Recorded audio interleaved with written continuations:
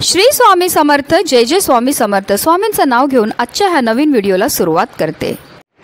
हिंदू धर्मात चतुर्थी तिथीला श्री गणेशाची आराधना करणे आणि त्यांचे आशीर्वाद घेण्यासाठी सर्वोत्तम मानले जाते। गणाधिप संकष्टी चतुर्थीचे व्रत केल्याने मनुष्याला शुभ फळ प्राप्त होतं। यासोबतच संकष्टी चतुर्थीच्या दिवशी पूजा केल्याने सर्व वाईट गोष्टी दूर होतात आणि सर्व बाधा नष्ट होतात। कार्तिक महिन्यातील कृष्ण पक्षातील चतुर्थी तिथी 18 नोव्हेंबरला संध्याकाळी 6:55 सुरू होईल, जी दुसऱ्या दिवशी म्हणजेच 19 नोव्हेंबरला संध्याकाळी 5:28 समाप्त होईल आणि उदय तिथीनुसार 18 नोव्हेंबरला गणाधिप संकष्टी चतुर्थीचे व्रत हे पाळले जाणार आहे। या दिवशी संध्याकाळी चंद्राला अर्घ्य दिला जातो, चंद्राची पूजा केली जाते आणि संध्याकाळी चंद्रोदय जो आहे तो 7:16 होणार आहे। नारद पुराणानुसार संकष्टी चतुर्थीच्या दिवशी संपूर्ण दिवस उपवास करावा। संकष्टी चतुर्थीच्या दिवशी घरामध्ये पूजा केल्याने नकारात्मक प्रभाव दूर होतात। एवढंच नाही तर पूजेने घरात सुख शांती येते, घरातील सर्व अडचणी दूर होतात, भक्तांच्या सर्व मनोकामनासुद्धा पूर्ण होतात। आणि म्हणूनच आपल्याला संकष्टी चतुर्थीच्या दिवशी पूजा तर करायची, सेवा तर करायची, पण त्याचबरोबर काही प्रभावी उपायसुद्धा करायचे आहेत। आणि म्हणूनच आपल्याला संकष्टी चतुर्थीच्या दिवशी इथे अर्पण करायची आहे फक्त एक सुपारी। ही सुपारी अर्पण केल्यामुळे आपलं 7 पिढ्यांचं दारिद्र्य तर नष्ट होणारच आहे, पण आपली कितीही कठीणातील कठीण इच्छा ही साक्षात गणपती बाप्पा पूर्ण करणार आहेत। अतिशय प्रभावी असा हा उपाय आहे, ज्याबद्दल सविस्तर आणि महत्त्वाची माहिती मी तुम्हाला या व्हिडिओमध्ये देणार आहे, तर व्हिडिओ पूर्ण पहा। आणि जर तुम्ही माझ्या चॅनलवर नवीन असतील तर चॅनलला सबस्क्राईब करा आणि शेजारी बेल आयकॉनसुद्धा प्रेस करा, जेणेकरून तुम्हाला माझ्या नवनवीन व्हिडिओचं नोटिफिकेशन हे मिळत राहील आणि तुम्ही एक पण व्हिडिओ मिस करणार नाही। आणि कमेंटमध्ये गणपती बाप्पा मोरया लिहायला अजिबात विसरू नका।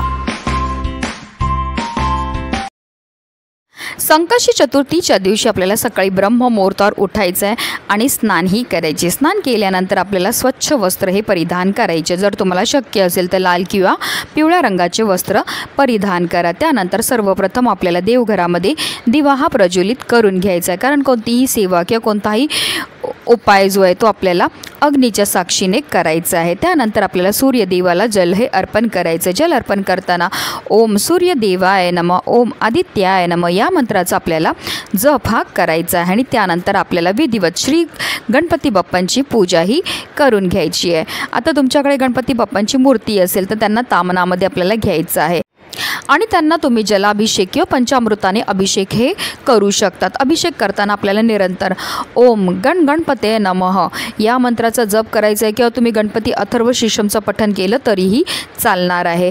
आता हे जे तीर्थ आहे ते आवर्जून आपल्याला आपल्या मुलांना प्यायला द्यायचं। असं केल्यामुळे आपल्या मुलांच्या बुद्धीमध्ये वाढ होती। त्यानंतर आपल्याला गणपती बाप्पांच्या मूर्तीला स्वच्छ पुसून पुन्हा त्यांच्या स्थानावर ठेवायचे। त्यांना हळद कुंकू अक्षदा अर्पण करून घ्यायचे आहेत। त्याचबरोबर त्यांना जास्वंदाचं फूल अतिशय प्रिय ते अर्पण करायचं आहे।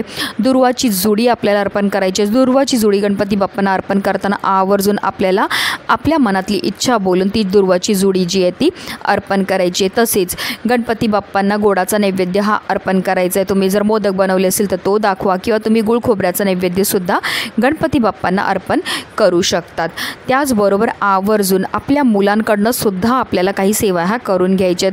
आपल्या मुलांच्या हाताने सुद्धा आपल्याला गणपती बाप्पांना जास्वंदाचं फूल तसेच दुर्वाची जुडी ही अर्पण करायला लावायचे। त्याचबरोबर आपल्या मुलांकडनं गणपती अथर्व शीर्षमचं तसंच गणपती बाप्पांचं नामस्मरण आपल्याला करून घ्यायचं आहे। तर मुलं लहान असतील तर तुम्ही म्हणा, त्यांनी श्रवण केलं तरीही चालणार आहे।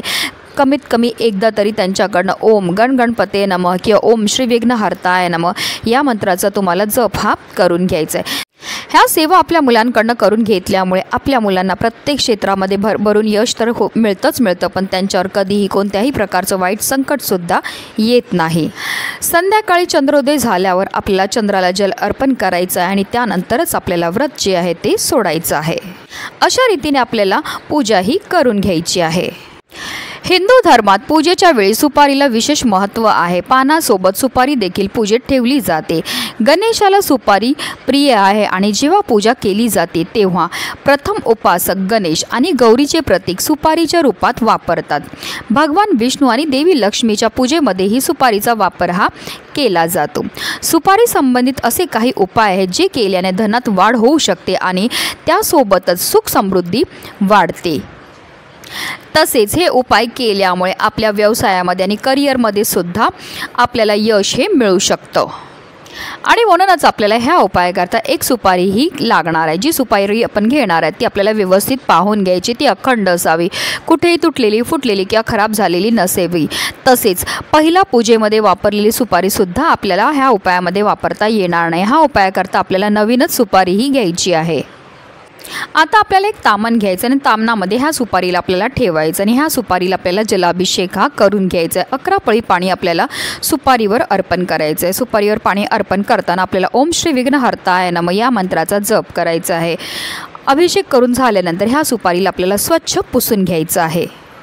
तसेच आपल्याला एक लाल रंगाचा कपडासुद्धा लागणार आहे। हा लाल रंगाचा कपडा जो आहे तो आपल्याला आपल्या देवघरामध्ये असणाऱ्या गणपती बाप्पांसमोर ठेवायचा आहे। त्यानंतर आपल्याला देवघरामध्ये आसन घेऊन बसायचं। ही सुपारी जी आहे ती आपल्या उजव्या हातामध्ये आपल्याला घ्यायची आहे आणि आपल्याला काही सेवा ह्या करायच्या आहेत। आपल्याला एक माळ गणपती बाप्पांचं नामस्मरण हे करायचं, जसं की तुम्हाला ओम श्री विघ्नहर्ताय नमः किंवा ओम गण गणपते नमः या मंत्राचा आपल्याला 108 वेळा जप हा करायचा आहे। त्याचबरोबर आपल्याला 11 वेळा गणपती अथर्व शीर्षमचं पठणसुद्धा करायचं आहे।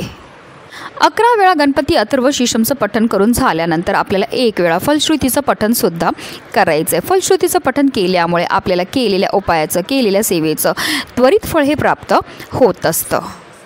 ह्या दोन्ही अतिशय उच्च कोटीच्या सेवा आहेत। ह्या सेवा केल्यामुळे आपल्यावर फारच लवकर गणपती बाप्पा प्रसन्न होतात आणि आपण ही सुपारी आपल्या उजव्या हातामध्ये घेऊन ही सुपारीवर सेवा केलेल्या, त्यामुळे ही सुपारी जी आहे ती अभिमंत्रित होते आणि अशी ही अभिमंत्रित झालेली सुपारी आपण जो कपडा लाल रंगाचा गणपती बाप्पांसमोर ठेवला आहे त्यावर ठेवायची आहे।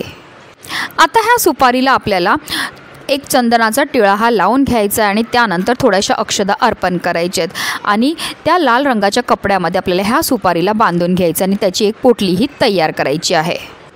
आणि ही पोटली जी आहे ती संपूर्ण दिवसभर आपल्याला गणपती बाप्पांजवळच ठेवायची आहे।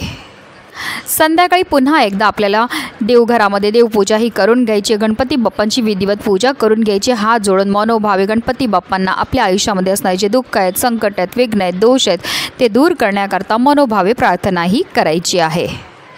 देवपूजा करून झाल्यानंतर आपल्याला ही जी पोटली आहे ती तिकडनं उचलायची। आता ही पोटली एक तर तुम्ही तुमच्या पाकिटामध्ये ठेवू शकतात किंवा तुमच्या घरामध्ये जिथे तुम्ही धन ठेवता, तुमची तिजोरी असेल किंवा कपाट असेल त्यामध्ये आपल्याला ठेवायची आहे। अशी ही अभिमंत्रित केलेली सुपारी आपल्या पाकिटामध्ये किंवा तिजोरीमध्ये ठेवल्यामुळे आपल्या घराकडे माता लक्ष्मी ही आकर्षित होते। आपल्या घरामध्ये धन येण्याचे अनेक मार्ग हे मोकळे होतात, ज्यामुळे आपलं 7 पिढ्यांचं दारिद्र्य नष्ट होऊन आपल्या संपूर्ण कुटुंबाची भरभरून अशी प्रगती होणार आहे। म्हणूनच व्हिडिओ जास्तीत जास्त लोकांपर्यंत शेअर करा, जेणेकरून प्रत्येकाच्या आयुष्याचं कल्याण हो हीच मनामध्ये इच्छा।